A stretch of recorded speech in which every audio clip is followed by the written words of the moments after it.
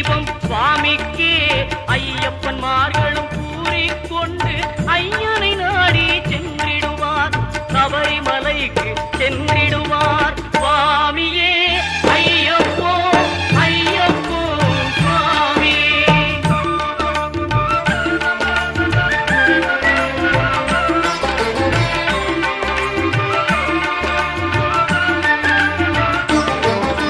கார்த்திகை மாதம் மாலை அணிந்து நேர்த்தியாகவே விரதம் இருந்து